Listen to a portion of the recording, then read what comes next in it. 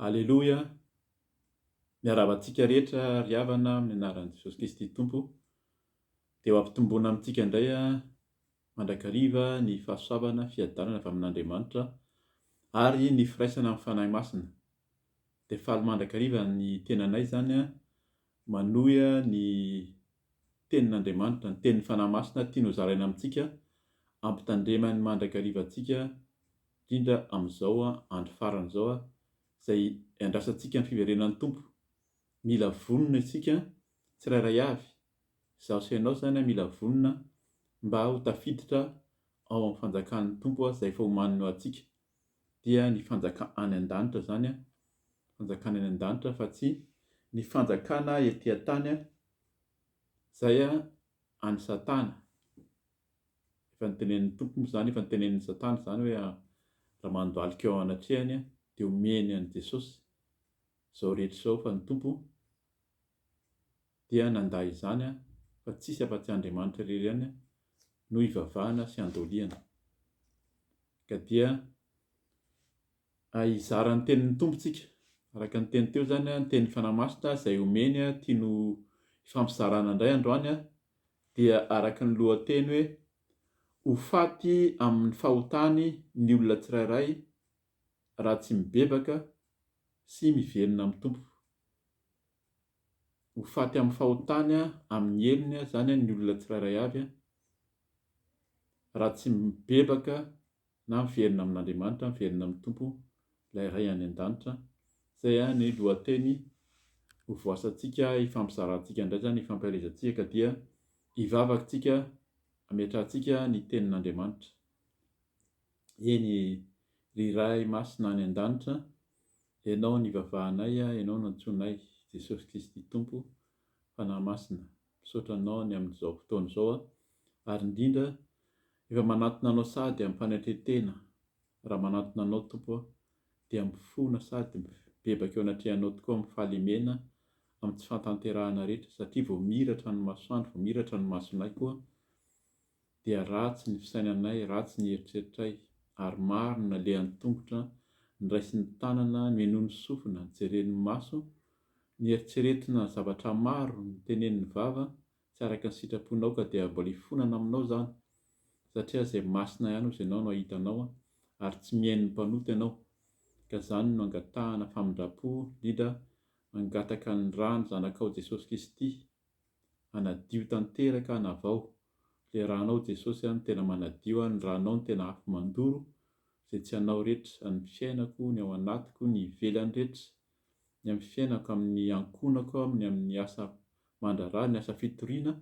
Oka ianao ny asa, oka ianao nandamina ka raha nambara sy tenin'ny sitraponao indray oka tsisy ambara afa-tsy ny sitraponao ary oka tsisy hoen'ny mpanomponao izay mihaino afa-tsy ny feonao irery ihany, tenena araka ny fombanao fa voninko ihany izay Tompo, amin'ny anaran'i Jesosy Kristy. Aleloia, amen. Amen. Dia arak'izany ny lohateny averiko indray zany ho faty amin'ny fahotany ny olona tsirairay raha tsy mibebaka sy miverina amin'ny Tompo, miverina amin'Andriamanitra. Raha tsy mibebaka zany tsika tsirairay avy mihaino izao teny izao tsika na ampitaintsika koa ny tenin'Andriamanitra rehefa henontsika satria manendry antsika, manendry ny fontsika tsirairay avy, tiana ny fontsika tsirairay avy dia tiantsika ampitaina amin'ny olona zany, indrindra ny havana akaiky moa zany na ny olona izay tianao fa anambarana izany. Zany indrindra no anton'izao teny izao satria teny izay ilaza ho antsika ny amin'ny havantsika, amin'izay olona tena heverintsika hoe tiantsika ny vady aman-janaka izay verina fa tena tiana nefa matetika tsy araka ny sitrapon'Andriamanitra, tsy araka ny Andriamanitra zany ny araka ny sitrapon'ny Tompo ny fiainany. Dia izay no fampitandremana ataon'ny Tompo eto. Ho vakiantsika ny Joba toko voalohany, ny andininy voalohany sy ka hatramin'ny fahaefatra ka hatramin'ny fahadimy ihany. Izay no vakiantsika zany Joba toko voalohany, andininy voalohany ka hatramin'ny fahadimy ihany aloha, vakiana amin'ny anaran'i Jesosy Kristy. Nisy lehilahy iray Tany amin'ny tany Oza, Joba no anarany. Marina sy mahitsy izany lehilahy izany, sady natahotra an'Andriamanitra ka nifady ny ratsy. Niteraka 7 lahy sy 3 vavy izy. Ny fananany dia ondry amanosy 7,000, rameva 3,000, omby 1,000, boriky vavy 500 ary mpanompo marobe. Nanan-karena be mihoatra noho ny zanaky ny antsinanana rehetra izany lehilahy izany. Fanao ny zanany lahy ny mifanasa ny nifanasa, ka nitety ny tranony avy, ary nandefa iraka nakany anabaviny 3 mirahavavy izy hiara-mihinana sy misotro aminy. Ary isaky ny tapitra nitsingerina ireo andro fanasana ireo dia nandefa iraka akazy ijoba ka nanamasina ireny. Nifoha vao maraina izy ka nanolotra fanatitra dorana manontolo araka ny isan'izy rehetra. Fa hoy Joba, fandrao nanota ny zanako ka nandahan'Andriamanitra tao am-pony. Izany no nataon'i Joba mandrakariva. Amen. Amen. Dia raha mahafantatra ny tantara zany tsika dia sy ny vakiana teo dia efa mety mahazo tsika tsaina zany ny dikan'ny tenin'Andriamanitra izay tonga amintsika androany. Ny fanahy masina no mampiteny, satria izay ny lohateny, ho faty amin'ny fahotany ny olona tsirairay avy raha tsy mibebaka sy miverina amin'ny Tompo. Izany hoe ny mahazatra rehefa miresaka ny tantaran'i Joba dia ny amin'ny hoe olona marina sy mahitsy nefa nahazo fizahan-toetra, dia ny fahafatesana ny fahanjavona ny fananany zany izay nitononony teo sy ny zanany, ary ny nandehanan'ny Satana nitady teo anatrehan'Andriamanitra mihitsy zany hoe esory aminy ireo fa ho hitanao ny fa hiala aminao izy. Izay no mahazatra antsika ny amin'ny hoe tantaran'i Joba. Avy eo moa zany dia rehefa amin'ny hoe Joba dia olona mahitsy, averika izy eo amin'ny andininy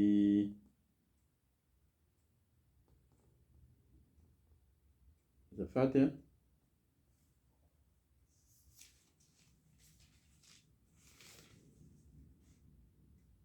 andininy 9. Averiko tsara zany iza le Joba izay resahantsika eo foana zany. Hoy ny Tompo tamin'ny Satana, efa nandinika ny Joba mpanompo va ianao fa tsy misy tahaka azy eny ambonin'ny tany, fa olona marina sy mahitsy izy sady matahotra an'Andriamanitra ka mifady ny ratsy. Tsisy tahaka ny Joba tetỳ ambonin'ny tany tamin'ny androny, olona marina sady mahitsy. Ny olona mahitsy dia ny olona tsy mivilivily, tsy mandeha amin'ny ankavia na amin'ny ankavanana, fa tena hoe mahitsy amin'ny lalan'Andriamanitra, zany amin'ny sitrapon'Andriamanitra. Betsaka ny fampianarana efa nanambarantsika hoe inona natao hoe sitrapon'Andriamanitra, amin'izany hoe fanarahana ny Tompo, indrindra ho antsika kristiana, inona nataon'ny Tompo, inona ny toetran'i Jesosy, dia inona natao hoe mpanara-dian'i Jesosy, dia ny manaraka izay nataony sy mihaino ny sitrapony ozy izy, manaiky ny didiny dia manatanteraka izany. Izay natao hoe mahitsy ary marina dia izao ambara izao, ohatran'izao ambara amintsika izao zany natao hoe marina, miteny ny fahamarinana. Inona ilay fahamarinana lazainy eto hoe tandremo fa ho faty amin'ny fahotahanao ianao, amin'ny fahotako, amin'ny fahotantsika tsika rehetra raha tsy mibebaka sy verina amin'Andriamanitra, izany mifona. Eto zany ny tiana lazaina eto dia tsy ilay tantaran'i Joba, le hoe tratran'ny fakapanahy na dia olo marina sy mahitsy aza, fa ny tantara izay milaza ny amin'ny zanany. Hitantsika zany fa Joba eto dia raha araka ny mpandinika moa zany eto tsy fantatra hoe iza noratra n'ilay tantaran'i Joba, fa araka ny mpandinika dia Joba dia mety niara-niaina tamin'ireo olona teo aloha zany, i Abrahama sy Isaka sy Jakoba. zay efa nanao asa fisoronana ary efa nafantatra fa Andriamanitra ilay tsy toa. Ilay Andriamanitra tsy toa zany nahazo izao rehetra izao efa fantany izany. Zany hoe efa niseho tamin'ny Abrahama zany Andriamanitra efa nampahafantatra hoe izaho ilay Andriamanitra nahary ny lanitra sy ny tany. Io amin'ny teny Hebreo zany ilay atao hoe El Shaddai. Andriamanitra ilay tsy toa izay nivavahan'i Job. Izay nahatonga anazy efa nanao fisoronana. Zany hoe fantany hoe manolotra fisoronana, fibebahana, fonana ho an'ny zanany izay zanaka tiany. Io zany anisan'ilay fampitandremana ao anatin'ny voalohany fampitandremana dia hoe marina fa tena tiantsika ny zanakitsika zany ny vady aman-janaka, fa na ny vady aman-janaka na ny ankorana na ny fianakaviana ka tsy mibebaka sy miverina amin'Andriamanitra dia ho faty amin'ny fahotana izy. Inona moa ilay fahotana natao eto zany raha tena dinihana dia averintsika ilay famakiana manomboka amin'ny 14 amin'ny anaran'i Jesosy. Fanao ny zanany lahy ny nifanasaka ny tetiny ny tranony avy ary nandefa iraka naka ny anabavy ny telo mirahavavy izy hiara-mihinana sy misotro aminy. Izay zany ny fanao ny zanany. Ny tenin'ny Tompo ao amin'ny ohabolana voakitsika izy avy eo ny ohabolana toko voalohany 17 fa azontsika vakiana tsara ny ohabolana toko voalohany manontolona ny ohabolana fa ao no misy an'izany hoe fahendrena izay nozarain'ny Solomonina zany. Fa tena tsara ny mitaiza ny zaza araka ny sitrapon'Andriamanitra, ary indrindra dimy mbola kely ozy izy dia zara amin'ny lalana tokony alehany izy. Vakitsika sady angambany zany mba hamora ny fahafantarantsika ny ten'Andriamanitra amin'ny ohabolana zany toko voalohany tonga dia ny andininy fahafito ihany no vakiako. Fa tsara vakianao hatramin'ny andininy farany ary zany io toko voalohany io, mety toizakely ihany angambany izy eo ambanimbany kely eo. Ahafantarantsika hoe izay ilay tena hoe tanjona ny ray aman-dreny. Fitiavan'ny ray aman-dreny dia ny mitantana ny zanany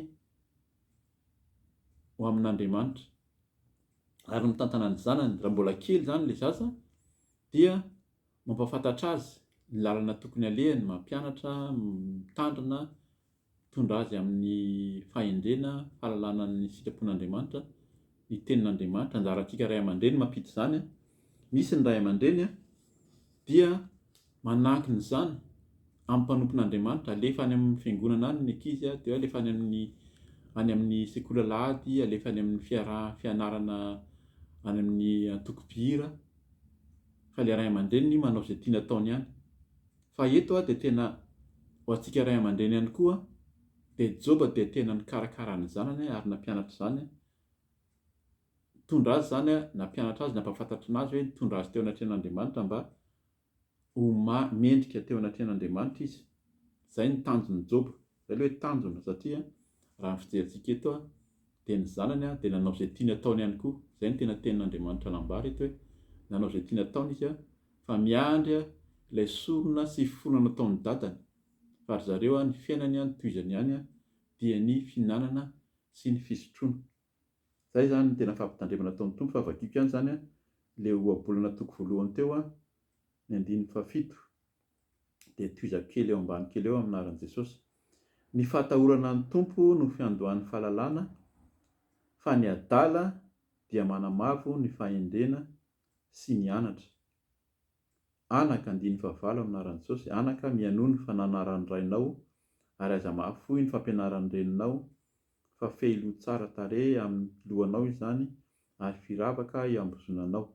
Anaka, raha tao amin'ny mpanota ianao dia aza manaiky raha hoy izy ireo hoe andeha hiaraka aminay, andeha isika hanao velam-pandrika, andatsa-drà, andeha ho fandriantsika tsy amin'ny antony ny tsy manatsiny, andeha isika hitelina azy velona tahaka ny fitelin'ny fitoeran'ny maty, ary hanao azy ho telomoka toy ny latsakan-davaka. Ajanika eo ny ratsy zany dia tena mitaona, dida ny tanora, ny ankizy. Ankizy zany arak'ilay teny teo ny ankizy dia anjaran'ny ray aman-dreny no mitondra azy fa rehefa manomboka tonga saina ilay ankizy dia anjarany mitondra ny tenany eo anatrehan'Andriamanitra. Zay mahatonga an'ilay hoe tsika zany dia mila mitandrina koa amin'ilay batisa. Hoe natao batisa tamin'ny mbola kely izy dia mieritreritra hoe ny eo anatrehan'Andriamanitra fa ny fiainan'ilay ankizy tsy arak'izay rehefa manomboka lehibe izy. Fa ny batisa sy ny fibebahana zany, batisa amin'ny fibebahana, batisa amin'ny ranobe dia rehefa tonga saina ilay ankizy, rehefa lehibe zany izy dia anjarany ny manolotra ny tenany eo anatrehan'ny Tompo dia ny Tompo no hanadio sy hanova ny fiainany zany ary ombana azy. Tsika dia mitantana azy raha mbola kely izy zany amin'ny fahendrena sy amin'ny fahalalana araka ny teny izay ambaran'ny ohabolana eto.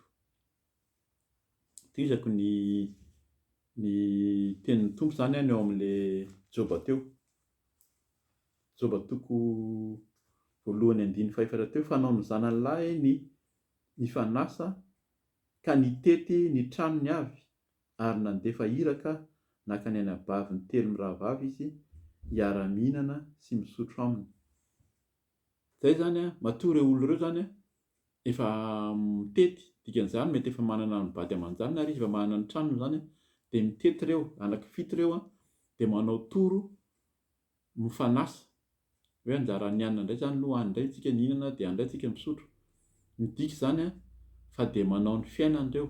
Eto zany dia efa mampitandrina koa ny Tompo ny amin'ny hoe fihinanana, fihinanana tafahoatra, ny fitiavana fety, ny fisotroana tafahoatra dia mila mitandrina.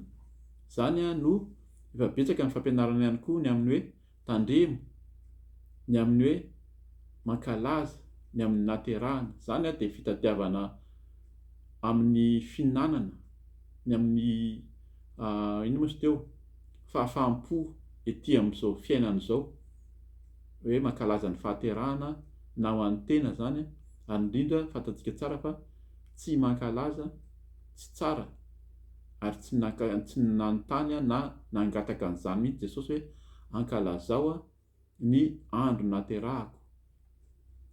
Jesosy tsy mbola nangataka an'izany mihitsy fa zao inona natao fahatsiarovana azy izy dia ny fandraisana ny fanasan'ny Tompo. Izy no niteny tamin'izany tamin'ny mpianatra, zao natao fahatsiarovana fa tsy niteny izy hoe ankalazao koa ny andro naterahako. Fa betsaka ny fampianarana amin'izany amin'ilay ho avy Jesosy anjarantsika zany no mitady an'izay fa betsaka ny fampianarana fa na ny andro ny amin'ny hoe naterahan'ny Tompo, indrindra ilay anarana izay averina foana Noël, tsy misy Andriamanitra amin'ny teny anglisy zany amin'ny teny hebreo. Fa mila fantarintsika ny tenin'Andriamanitra ary mila zany tsika manaraka an'izay. Fa raha tsy zany inona ny mahazo antsika tahaka an'ireto zanaky Joba reto ho avy ny fahafatesana. Fantatsika tsara fa na dia ny fo vakintsika ny 5 amin'ilay toko 1 teo minaran'i Jesosy ary isaky ny tapitra ny tsingerina ireo andro fanasana ireo dia nandefa iraka haka azy Joba ka nanamasina ireny. Ny foa vao maraina izy ka nanolotra fanatitra dorana manontolo araka ny isan'izy rehetra fa io Joba fandao nanota ny zanako ka nandà an'Andriamanitra tao am-pony, izany no nataon'i Joba mandrakariva. Zay zany l'izy isaky ny vita ilay fitetezana, zany hoe raha tsy haiko isaky ny isan-kerinandro fa zareo isam-bolana mifanasa sa isan'andro noho izy manam-bola be zany satria manan-karena be Joba eto no manan-karena dia ny zanany zany mety hoe misy mpiasa be da be tao fa ilay zanany manara-po amin'ny fihinanana sy ny fisotroana dia mifanasa fotsiny dia asa hoe izy akoho natsoina eo ny namany satria tsy hinana rery samy izy rery zareo fa akoatran'ny hoe izy mirahalaha avy dia natsony koa hatramin'ny anabaviny ary. Zany hoe mila mitandrina ny amin'ny resaka fihinanana, amin'ny sakafo tafahoatra, ny fisotroana, indrindra ny kifetifety. Io fety io dia mitondra ny fahotana. Zay mahatonga ny Joba eto hoe mety nanota.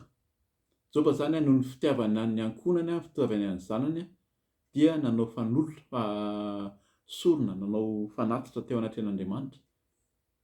Fa fantatsika ho vakiantsika zany rehefa avy eo fa na dia nanao an'izany isan'andro ary Joba hifovo maraina hivavaka nanao fanatitra ho an'ny zanany dia fantatsika fa maty tao anatin'ny fahotany tao ireo.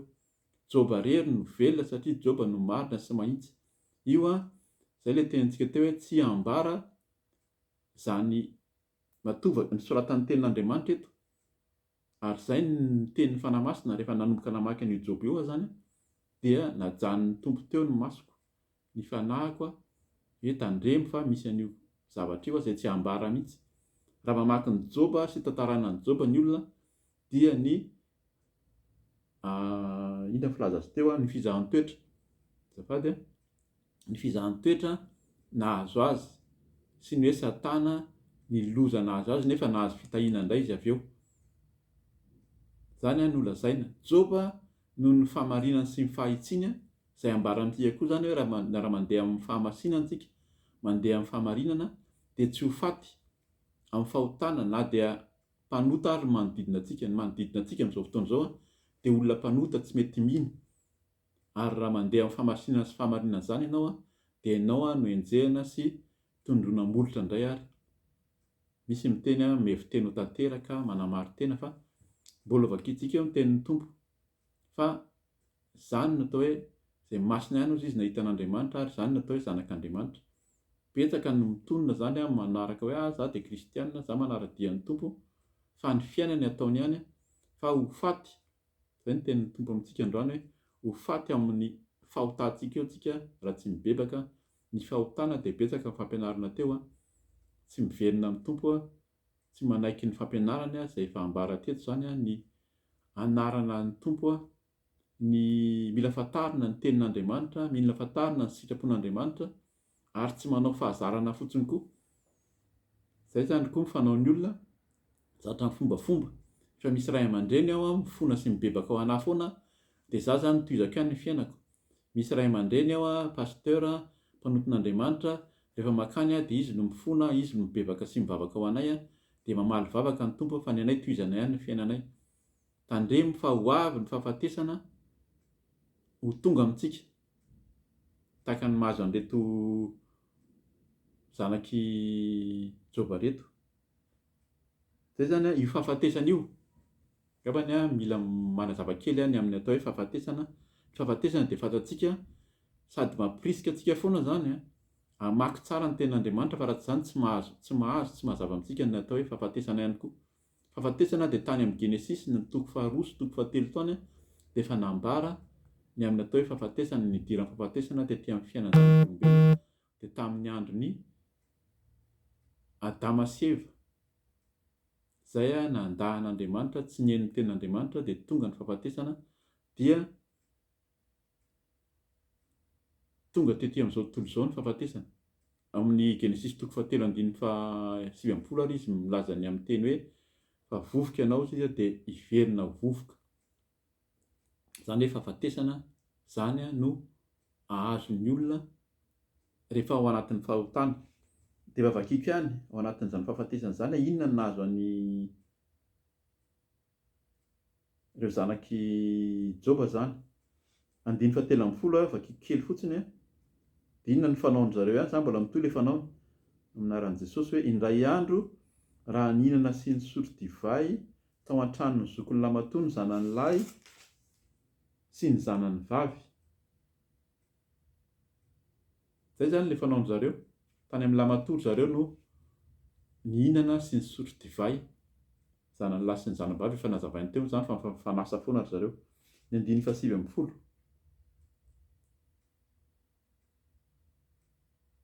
vakiko sady amin'ny 9:9 aminaran'i Jesosy.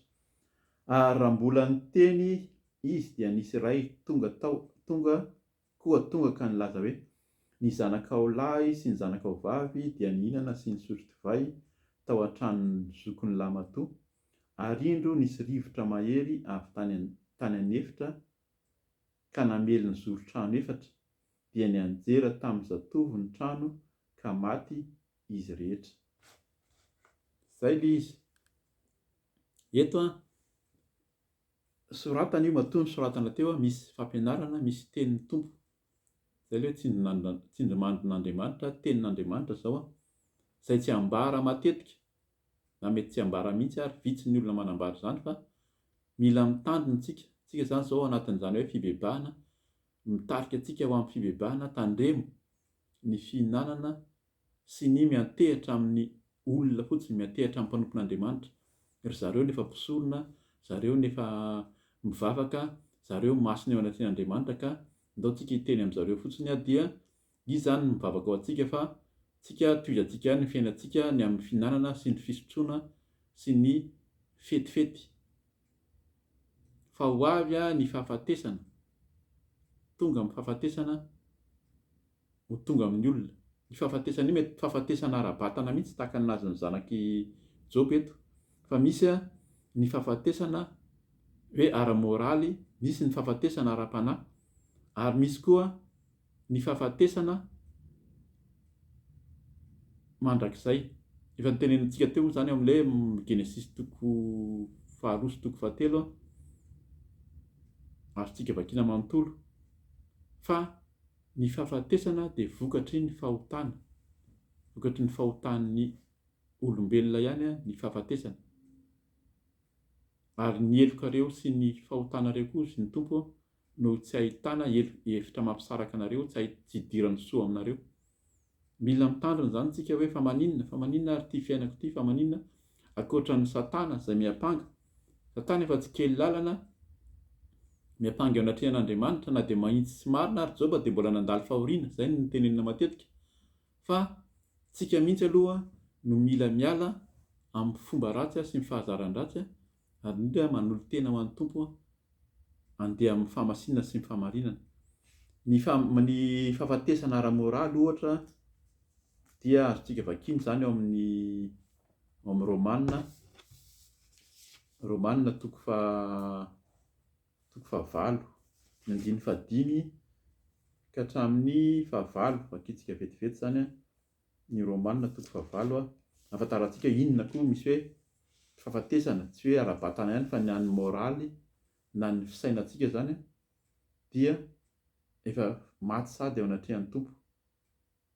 Vakina aminaran'i Jesosy zany ny Romanina 5:9 ka hatramin'ny 9 aminaran'i Jesosy manao hoe fa izay araky ny nofo dia mihevitra izay zavatry ny nofo, fa izay araky ny fanahy kosa dia mihevitra izay zavatry ny fanahy.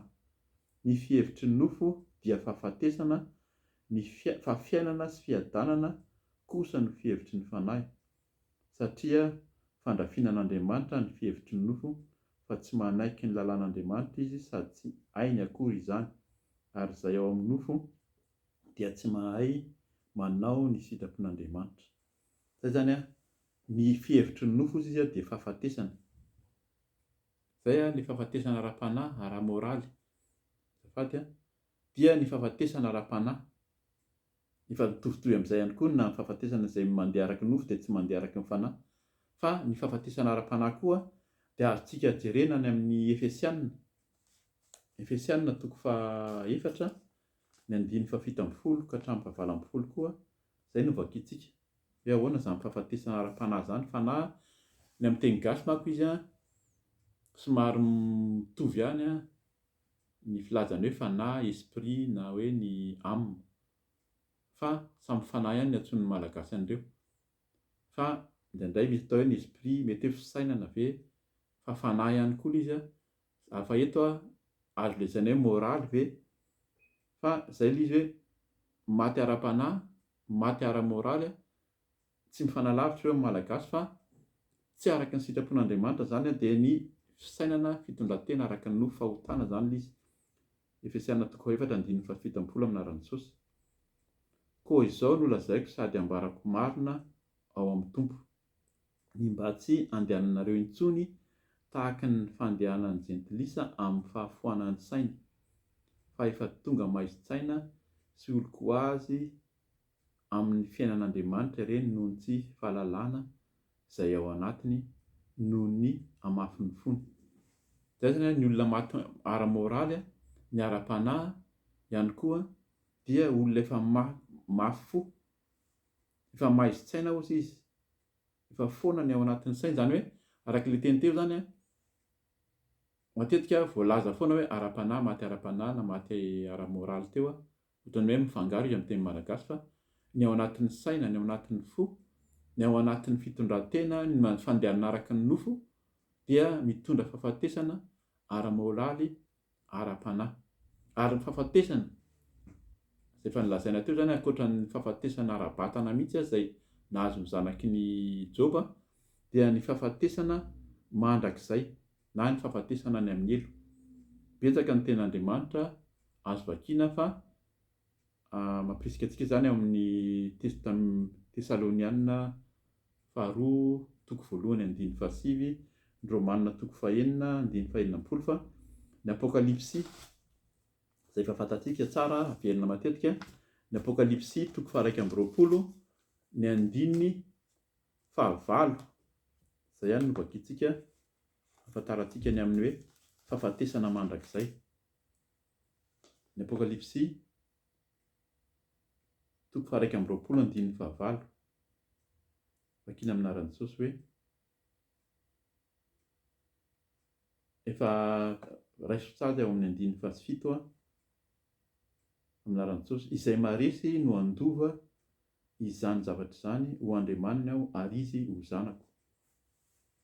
Vakiako moa zany io amin'le hoe lasa zanak'Andriamanitra tsika rehefa hoe tena miaraka amin'ny Tompo izay maharesy hozy izy sady mandova azy rahateo. Andininy fahavalo amin'ny anaran'i Jesosy fa ny osa, ny tsy mino, ny vetaveta, ny mpamono olona, ny mpijangajanga, ny mpanao ody ratsy, ny mpanompo sampy ary ny mpandainga rehetra dia anana ny anjarany ao anatin'ny farihy mirehitra-afo sy solofara. Izany no fahafatesana faharoa. Zay zany ilay fahafatesana ara-moraly, ara-panahy dia mitarika fahafatesana mandrakizay koa na dia efa maty ary betsaka ny olona mijova olombelona manambara ny hoe misy ny elo, misy ny paradisa, misy ny lanitra, misy ny elo, misy ny fahafatesana, misy ny farihy mirehitra-afo mihitsy zany sy ny solofara. Any ozy izy ny fahafatesana ihany koa, fahafatesana mandrakizay raha ao anatin'ireo voatonon'ireo tsika. Osa, ny osa tsy sa manambara, tsy mijoro amin'ny famarinana, tsy mahitsy, tsy mijoro amin'ny fahamasinana, ny tsy mino, ny vetaveta, ny mpamono olona, ny mpijangajanga, ny mpanao ody ratsy, ny mpanompo sampy ary ny mpandainga rehetra. Tandremo koa zany ny lainga na dia ny lainga ary betsaka ny lainga na dia ny lainga kely, miverina hoe lainga kely dia mitondra antsika amin'ny fahafatesana ara-moraly, fahafatesana ara-panahy ary indrindra fahafatesana mandrakizay. Ka izay no mila ho tandremantsika zany. Izay ilay tenin'ny Tompo teo hoe amin'ny lohateny ho faty amin'ny fahotany ny olona tsirairay.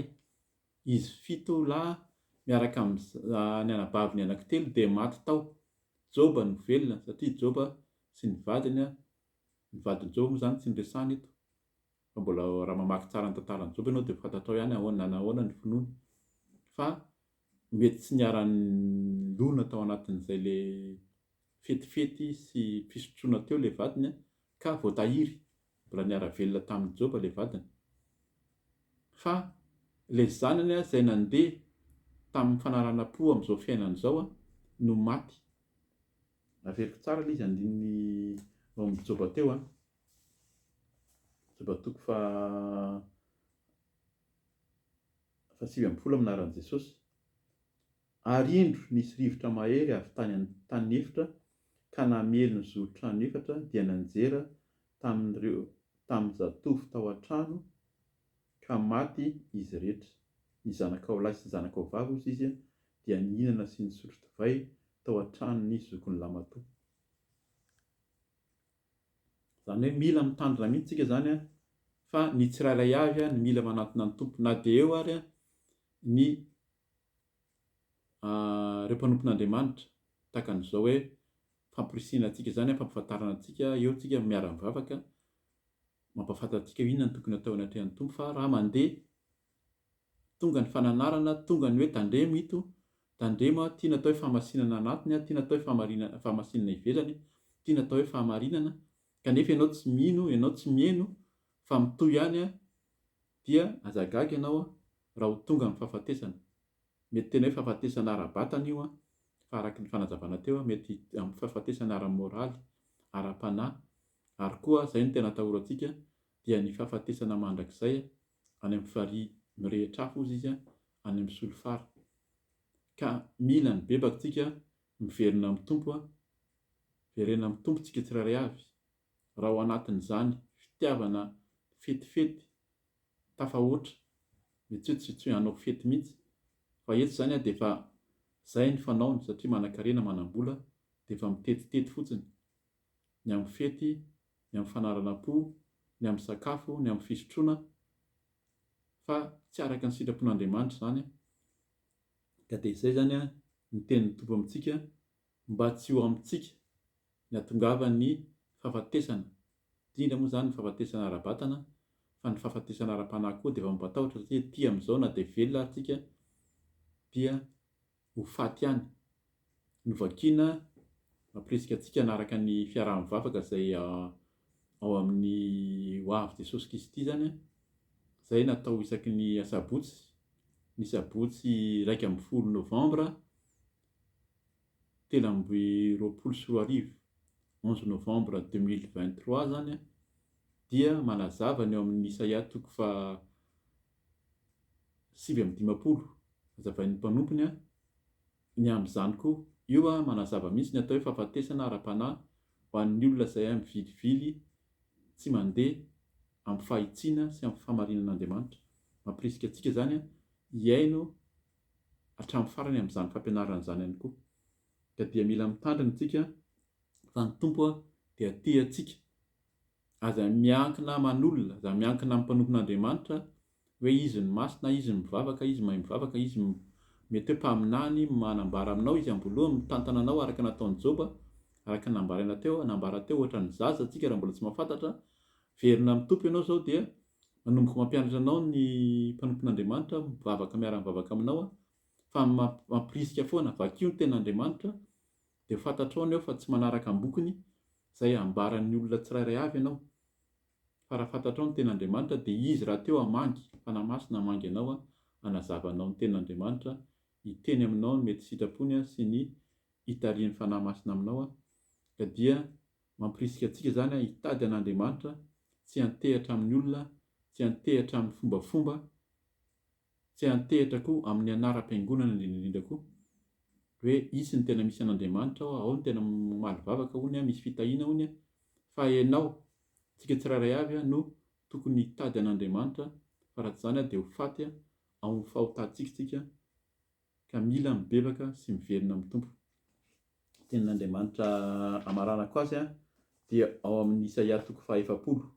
Io zany dia tenin'ny Tompo izay nomeny manokana koa fanampiny amin'izao fanambarana ny Joba 1 zao, 1 ka hatramin'ny 5. Vakiko ny Isaia 5:40 amin'ny anaran'i Jesosy, 1:10 ihany. Isaia 5:40 ny 1:10 ihany amin'ny anaran'i Jesosy. Indro ny Tompo Andriamanitra ho avy amin'ny heriny, ka ny sandriny ihany no hanapaka. Indro ny valim-pity atolony dia eny aminy, ary ny valon'asa omeny dia eo anoloany. Izy no hanapaka ary ny valim-pity dia efa eny aminy. Atolony ozy izy ny valim-pity ary efa eny aminy. Omeny antsika zany raha tena ny olo tenan'ny Tompo tsika, raha hitady amin'ny fahamasina sy fahamarinana, omeny antsika ny valim-pity ary ny valon'asa omeny dia eo anoloany. Efa miandry ny valon'asa, fa miandry antsika koa zany ny Tompo hiverina aminy, hibebaka hanantona azy. Ka dia misaotra ny Tompo tsika amin'ny teniny, voninahitra amin'Andriamanitra irery ihany. Raha mbola tsy tonga moa zany ny Tompo dia tonga etontsika hifampahery, hizara ny sitrapon'Andriamanitra izay asain'ny fanahy masina hambara amintsika. Voninahitra amin'Andriamanitra irery ihany manao velominao amin'ny anaran'i Jesosy. Alleluia. Amen.